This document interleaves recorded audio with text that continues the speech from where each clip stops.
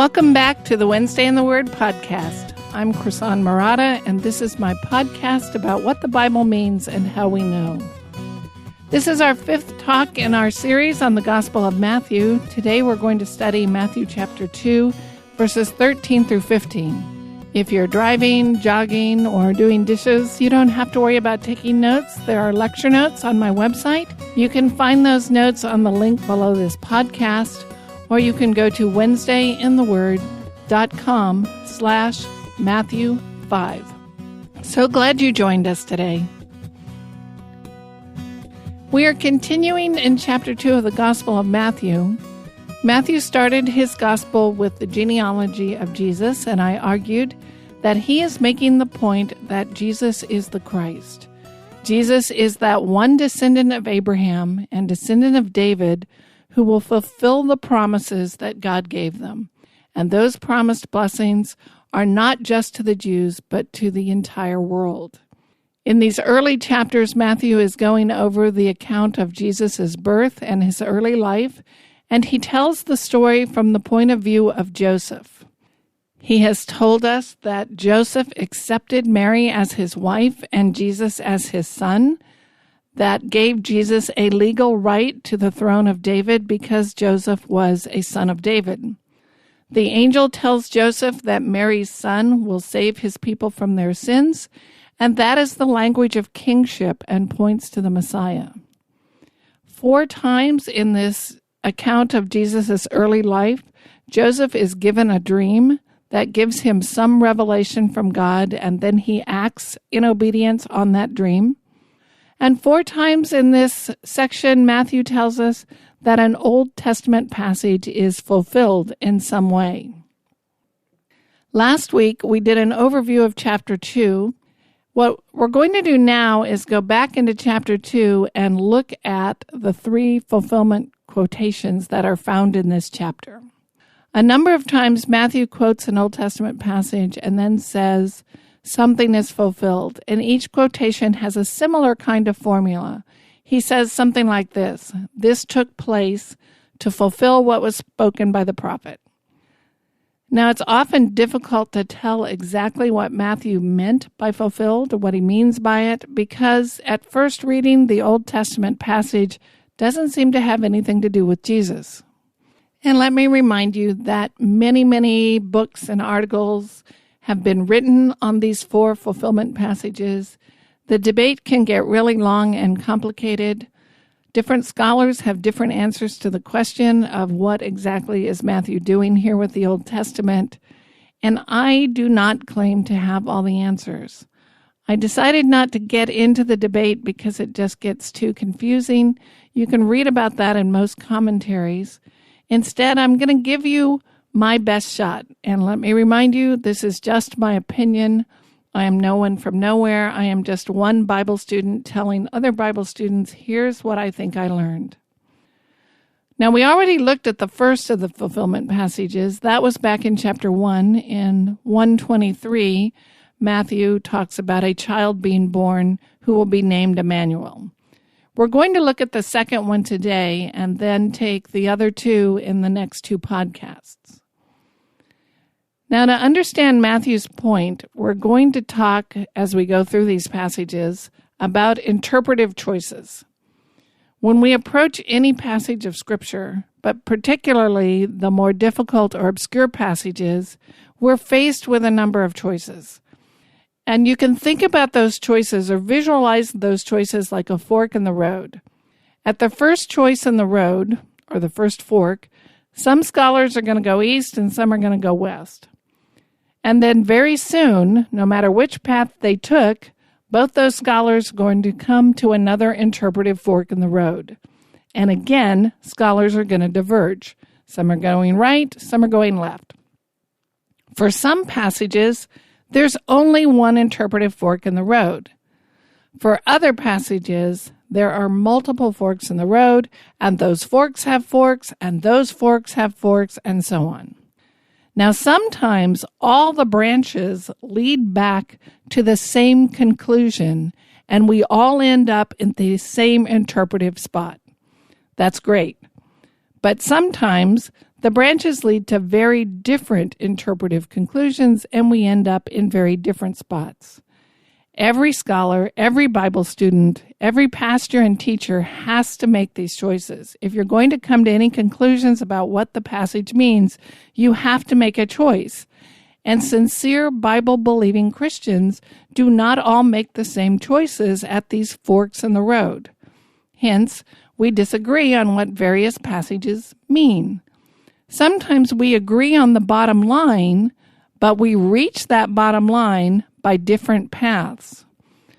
Now, when we disagree, we ought to humbly acknowledge there may be several legitimate options, and we ourselves may have very well taken the wrong interpretive turn.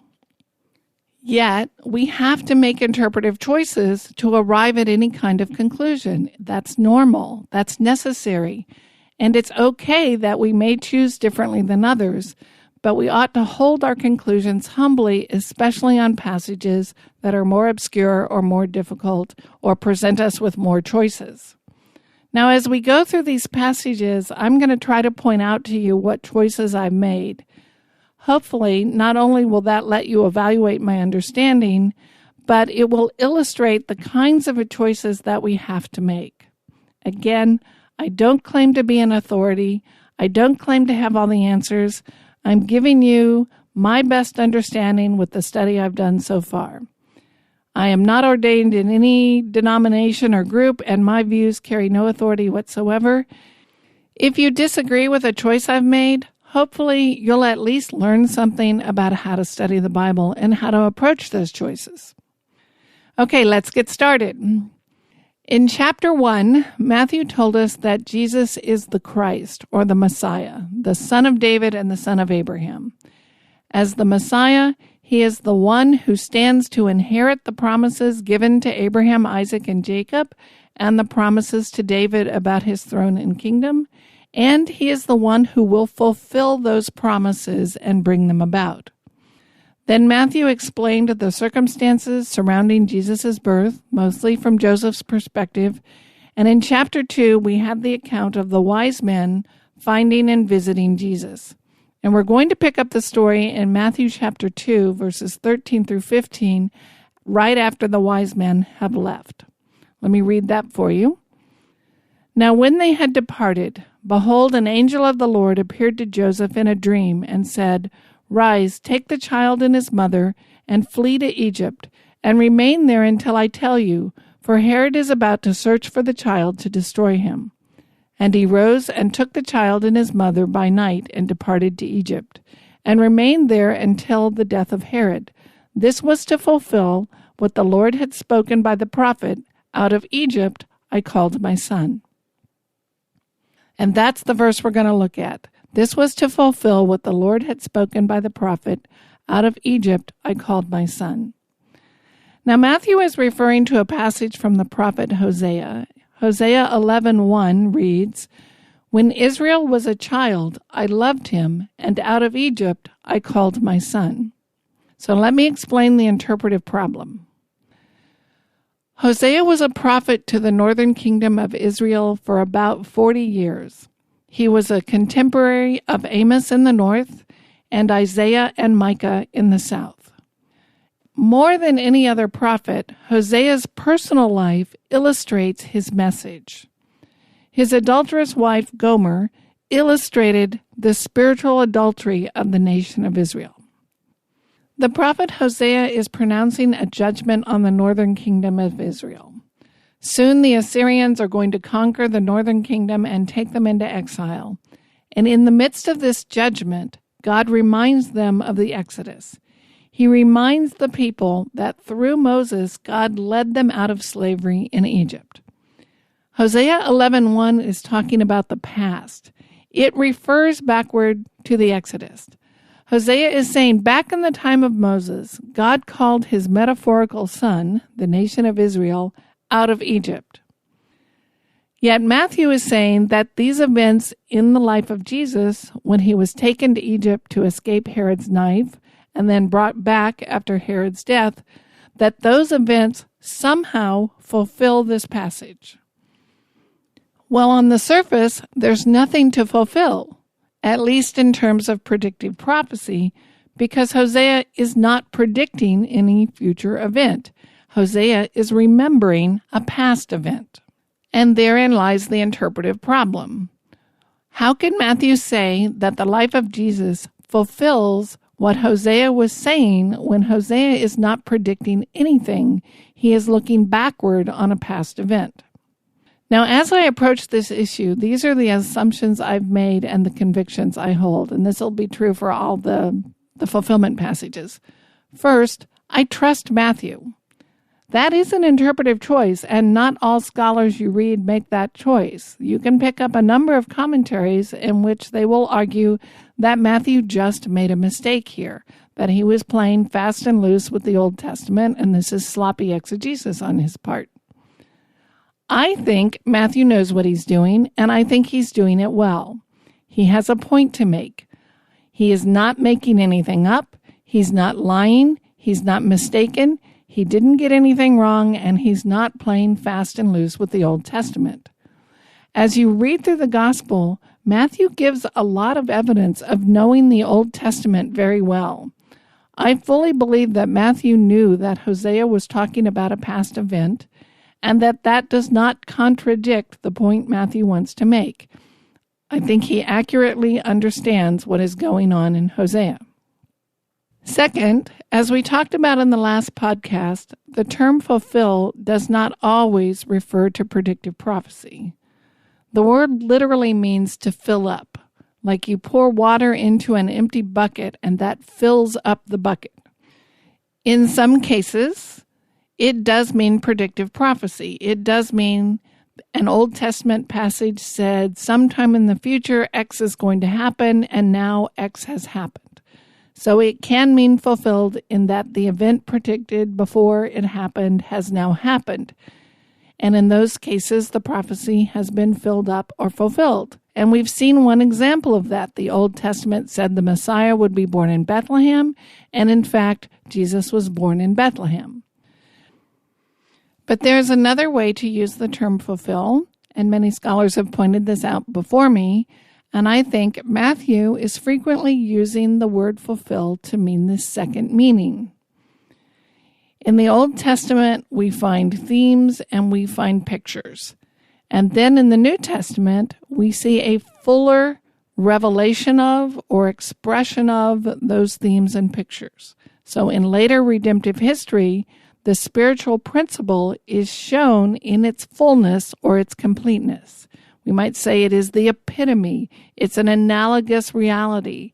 It is the best example of it. For example, I might say, just as Moses led the Israelites out of captivity in Egypt, Jesus leads us out of captivity to sin. In that sense, I could say Jesus is a fulfillment of Moses. Something in Jesus' life fills out the Old Testament passage in some way. Now, I'm not saying that Moses' actions were predicting Jesus' actions. I'm making an analogous reality. I'm making a comparison. What Moses did in his day, Jesus did even more so in his day. And in that sense, he fills out the picture that Moses gave us. Jesus is the complete and perfect example of that principle or that moral truth that you see in the story of Moses. Jesus is the fullest picture, the epitome, or the culmination of it. And quite often, when you see the scripture was fulfilled, it is this second meaning that we are talking about. Now that means, as Bible students, when we see Matthew say something is fulfilled, we have a choice to make. We have to decide, is Matthew using fulfilled to mean predictive prophecy? Or is Matthew using fulfilled to mean this second meaning, that an Old Testament principle or theme is now being expressed more fully? We're seeing a more complete example or fuller expression of it. Sometimes Matthew does mean the first meaning, predictive prophecy has come to pass, but sometimes Matthew means the second meaning, that we see a fuller expression of this principle. And that's a choice we're going to have to make in each of these passages. My third conviction is that Matthew expects his readers to know and be familiar with the Old Testament. And we saw this already with the genealogy. We're going to see it as we go through his gospel. Matthew expects us to know who Abraham and David are. Matthew expects us to understand the covenant that God made with Abraham and the covenant that he made with David. He expects us to know the rise and fall of David's kingdom and what happened to his throne. And Matthew expects us to know that the Old Testament speaks of a coming king, a Messiah, and he expects us to know what the Old Testament says about that Messiah. I think this is true throughout Matthew's gospel. He quotes the Old Testament a lot, and he does not stop to explain his quotes. There's always more going on than he explicitly says, and he expects us to know the Old Testament well enough to draw on that history and background and understand the point he's making. We are supposed to understand the Old Testament passages in their context. Fourth, I believe that Matthew expects us to understand that there is a strong theological connection between the nation of Israel and the Messiah. And that's the connection that makes this Hosea passage relevant to Jesus.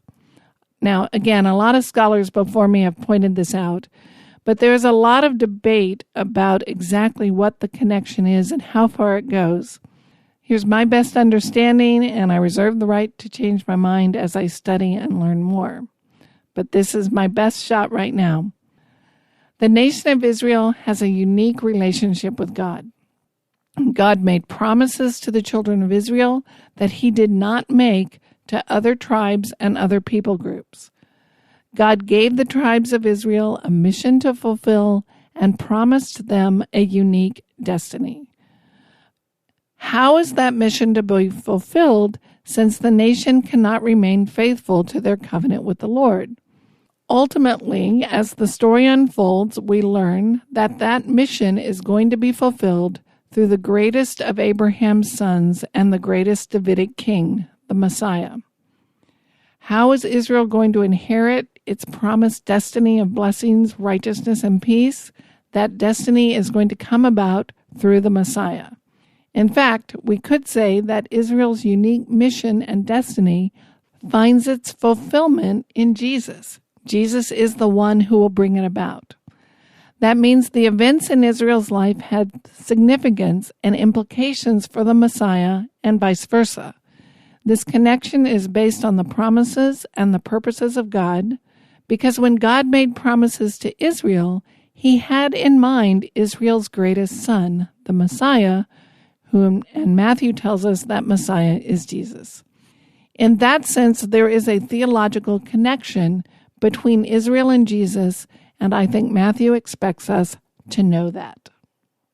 And finally, I believe that God, as the ultimate author and the creator of history, orchestrated events in the life of the nation of Israel and events in the life of Jesus to reveal this connection between them. I think Matthew understands that God did this on purpose, and Matthew is explaining that connection. Now, in many cases, we're going to see that Jesus succeeded where Israel failed, but the connection is still there. All right, so here then is the big interpretive choice we have to make for these verses. We need to decide what the word fulfill means by observing how Matthew is using it. And remember, I think Matthew expects his readers to know the Old Testament passages in their context. I think Matthew sees a strong theological connection between Israel and Jesus, and he expects us to see it too. And I think God at times orchestrated events in the history of Israel and the life of Jesus to reveal this connection, this theological connection. So first, let's review the Old Testament background that Matthew expects us to know. The Hosea verse that Matthew is quoting is referring backward to the Exodus, so we need to review the Exodus. I'm going to briefly summarize that story. God made promises to Abraham that his son Isaac inherited. God repeated those promises to Isaac, and Isaac's son Jacob inherited the promises. God then repeats the promise to Jacob and renamed Jacob Israel. Jacob had 12 children who fathered the 12 tribes of Israel. One of those children was Joseph, who happened to be Jacob's favorite. But his jealous brothers sold Joseph into slavery in Egypt and told his father that Joseph had died. However, God had plans for Joseph. Over many years and through a series of complicated events, Joseph rose to be Pharaoh's right-hand man. Now, Pharaoh was the supreme ruler of Egypt, and Joseph was his number 2. Joseph ended up saving not only Egypt during a famine, but his family as well. His father Jacob and his 11 brothers and all their family came to Egypt to escape the famine. They were reunited with Joseph, and they ended up staying in Egypt. Now, as they grew in number, they became slaves in Egypt. A new Pharaoh took the throne, who forgot who Joseph was. He forgot how Joseph had saved the nation through the time of the famine, and he enslaved the descendants of the children of Israel. But God had promised Abraham, Isaac, and Jacob that their descendants would live in the promised land, which we now know as the land of Israel or the land of Palestine. But at this point in history, the people are far from that land, and they're living in slavery in Egypt. Then God raised up a man, Moses, to lead the people out of slavery in Egypt and bring them back to the promised land. God miraculously saved Moses from execution as a baby, and Moses was raised in Pharaoh's own household. One day, Moses intervenes when an Egyptian guard is mistreating one of the Israelite slaves, and he ends up killing the guard. He then has to flee Egypt, and he lives in exile for many years. Eventually, God comes to Moses and tells him it's time for him to go back to Egypt, confront Pharaoh, and tell Pharaoh to free the Israelites. But Pharaoh is not going to respond well to this request. Let me read you Exodus chapter 4, verses 21 through 23. And the Lord said to Moses, "When you go back to Egypt, see that you do before Pharaoh all the miracles that I have put in your power, but I will harden his heart so that he will not let the people go. Then you shall say to Pharaoh, 'Thus says the Lord, Israel is my firstborn son. And I say to you, let my son go, that he may serve me. If you refuse to let him go, behold, I will kill your firstborn son.'" Notice that God calls the nation of Israel his son and his firstborn son in Exodus 4:22. Now, this is a really rich metaphor about Israel's unique relationship with God. They have this great mission and this great destiny. Culturally, the firstborn son was significant in at least 2 ways. First, the firstborn son was second only to the father in authority. The way you treated the son reflected the way you treated the father. If you disrespect the firstborn son, you are disrespecting the father. The son could tell servants to do something, and it was as if the father was speaking. If you respected the father, then you should respect the firstborn son. So the son was second in authority only to the father. He represented the father, and the way you treated the firstborn son reflected your treatment of the father. And we see this relationship in God's words to Pharaoh. He says, look, I told you Israel is my firstborn son. You refuse to treat him with the respect that that relationship deserves. So now judgment is coming upon you. Second, the firstborn son had the largest inheritance and received the greatest blessing. This makes it an apt metaphor because God made promises to Abraham and his descendants. He made them his representatives to the world like a firstborn son represents the father. He told them that the nations of the world would be blessed through them, and if other nations blessed the children of Israel, then God would bless those nations. But if other nations disrespected or mistreated the children of Israel, then God would judge them. The nation of Israel is like God's firstborn son. The Father stands behind them. When you deal with them, you're dealing with God. The way you treat them represents the way you treat God.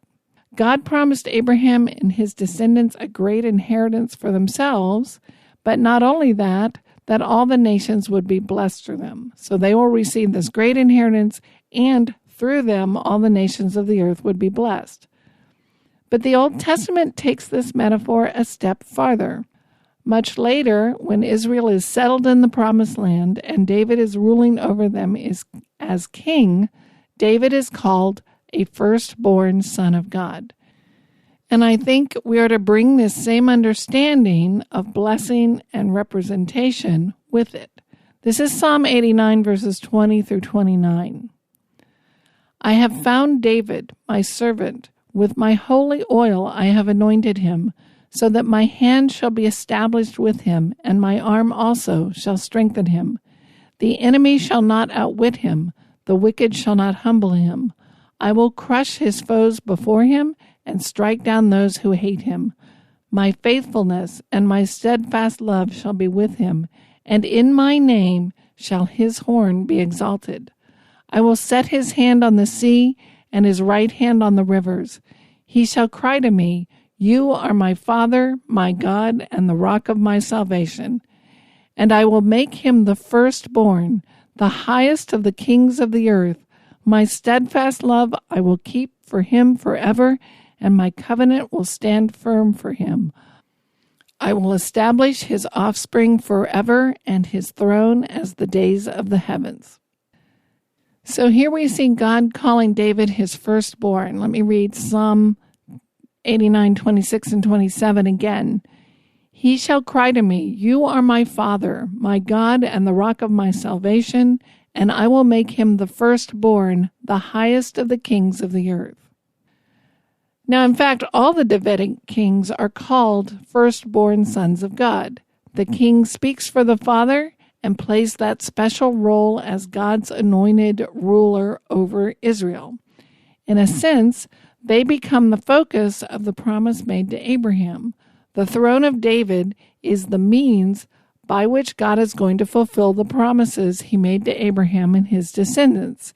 It is the means by which God will ultimately bring blessing to the world, and the means by which God is going to bring blessing to Israel itself. But as we know the story, David's throne was lost to Babylon. Because of the sins and rebellion of the people, they did not fulfill their role as being a light to the nations and extending the blessings of God to the nations. When Jesus comes into the world, there is no Davidic king. The promises seem to be lost. And yet we know from the Old Testament that this is not a surprise. We know that from the beginning, God intended to bless the nation of Israel and bless the world through one particular son of Abraham and son of David, the promised king, the Messiah, who we know to be Jesus. And how is this promised Messiah described? He is described as the firstborn son of God. Like a firstborn son, when you deal with Jesus, you're dealing with the Father. God will bless those who bless his son. God will judge those who reject his son. It is through this son that the promised blessings and the inheritance will come to his people. This is exactly the story that Matthew was telling in chapter 1 with the genealogy when he said, this is the genealogy of Jesus, the Messiah, the son of David, son of Abraham. Okay, so back to the Exodus. When God tells Pharaoh that the nation of Israel is his firstborn son, he's not saying, these guys are my friends, so I want you to leave them alone. He's saying, these people represent me to the world. I plan to do great things through them and for them. Through the nation of Israel would come the greatest of all God's sons, Jesus, the Messiah, Son of God. That means that Israel being God's son is related to the fact that Jesus is God's son. The promises weave together through this line of people that produces the Messiah, God's firstborn son. Now the Exodus is the event in which God delivers his people from slavery in Egypt and eventually settles them in the Promised Land and eventually gives them King David. After his death, David's son Solomon takes the throne, but after the death of Solomon, there is a civil war, and the kingdom divides into a northern and southern kingdom, with two separate sons of David, each claiming to be the next Davidic king. The people in both the northern and the southern kingdoms turn away from God, and eventually God tells the northern kingdom that he is bringing the Assyrians down on them to judge them and discipline them for their disobedience, and they will become slaves once again. This Assyrian threat is the situation that Hosea is writing about. He predicts that God will judge the northern kingdom by bringing the Assyrians to conquer them.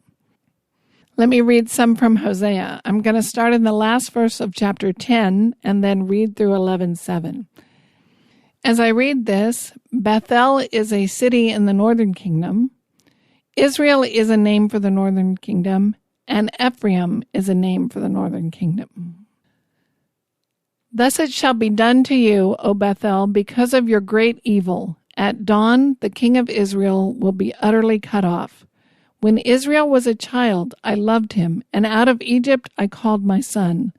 The more they were called, the more they went away. They kept sacrificing to the Baals and burning offerings to idols. Yet it was I who taught Ephraim to walk. I took them up by their arms, but they did not know that I healed them. I led them with cords of kindness, with bands of love, and I became to them as one who eases the yoke of their jaws, and I bent down to them and fed them. They shall not return to the land of Egypt, but Assyria shall be their king, because they have refused to return to me.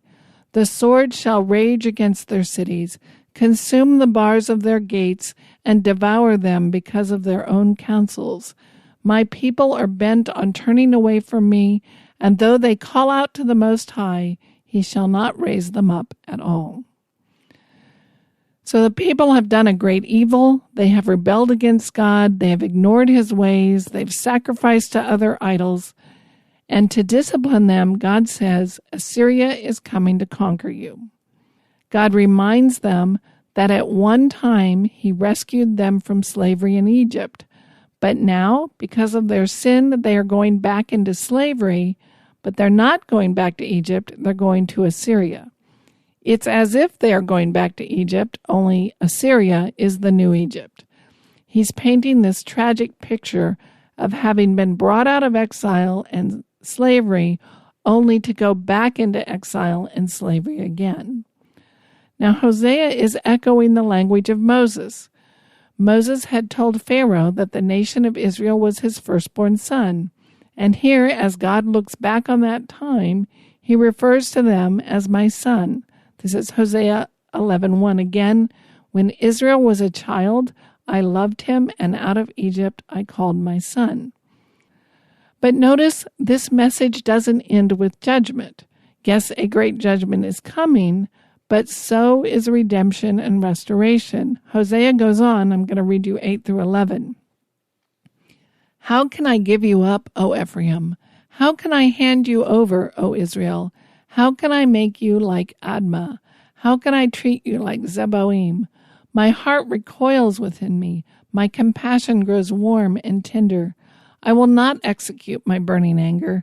I will not again destroy Ephraim, for I am God and not a man, the Holy One in your midst, and I will not come in wrath.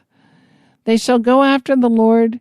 He will roar like a lion, and when he roars, his children shall come trembling from the west. They shall come trembling like birds from Egypt, and like doves from the land of Assyria, and I will return them to their homes, declares the Lord. Now, I'm not sure I understand everything Hosea is saying here, but at least one point is clear. Yes, judgment is coming, but God is not going to abandon the northern kingdom and leave them in exile forever. He's going to rescue them once again, just like he did when he called them out of Egypt. There will be a new Exodus, and God will gather his people once again. He will roar like a lion, and his children will come back home. Now, Hosea may be talking about the return from Babylon, when that exile ended and the people returned to their homeland under the leadership of Ezra and Nehemiah. Or Hosea could be looking farther into the future and talking about the time when the Messiah will come and fully and finally gather his people into the kingdom of heaven. I think Hosea is talking about the days of the Messiah here, when God will ultimately rescue his people, but I am not really sure. But that brings us back to Matthew. Let me read Matthew again. This is chapter 2, verses 13 through 15.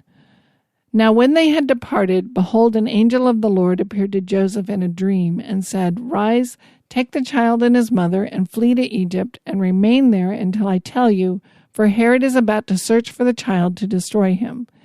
And he rose and took the child and his mother by night, and departed to Egypt, and remained there until the death of Herod.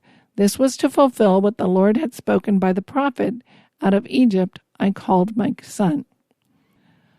Hopefully, you're beginning to see the connection I've tried to make. Matthew sees a picture of the Exodus in the life of the young Jesus. In the Old Testament, God communicated with the patriarch Joseph through dreams.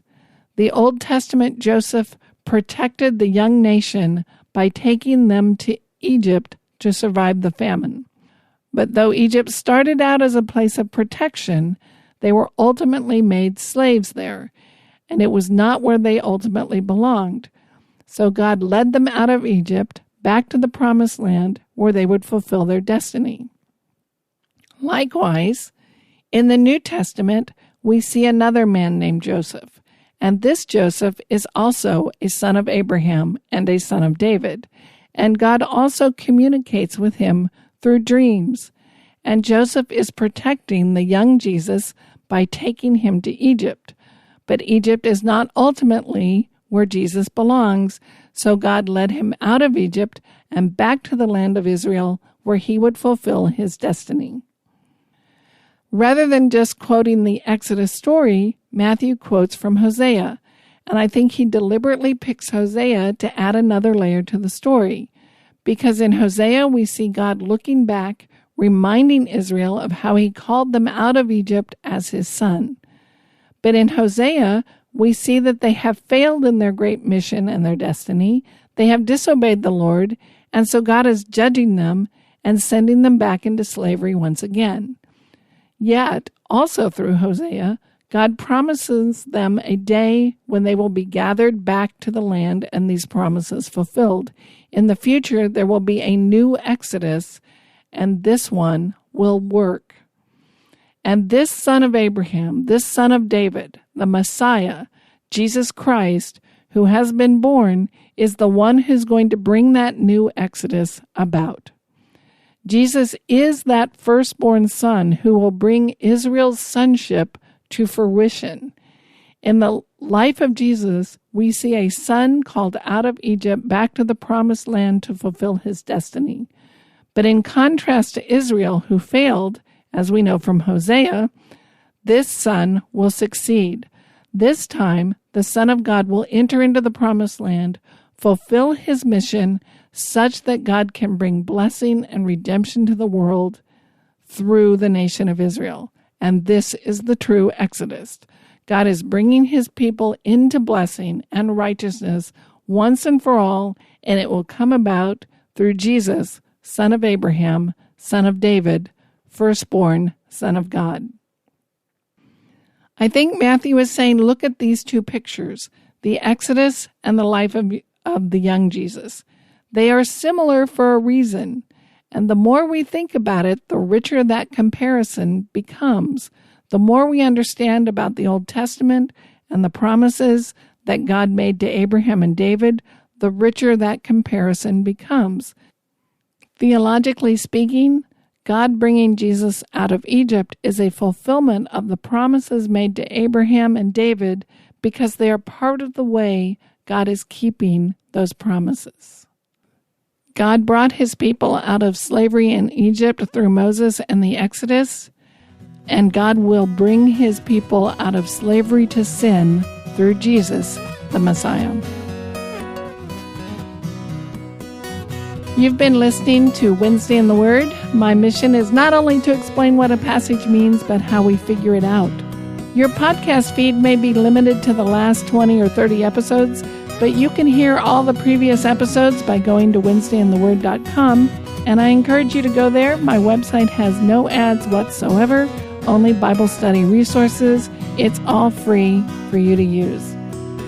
I don't take any advertising. I don't accept donations, but if you want to thank me, please join the mailing list, subscribe to the podcast, leave a positive rating wherever you listen to your podcast, and most importantly, tell a friend what you learned and where you learned it. Our theme music is graciously provided by Reggie Coates of heartfeltmusic.org. Thank you for joining me. I'm Krisan Marotta, and I'll see you next week at Wednesday in the Word.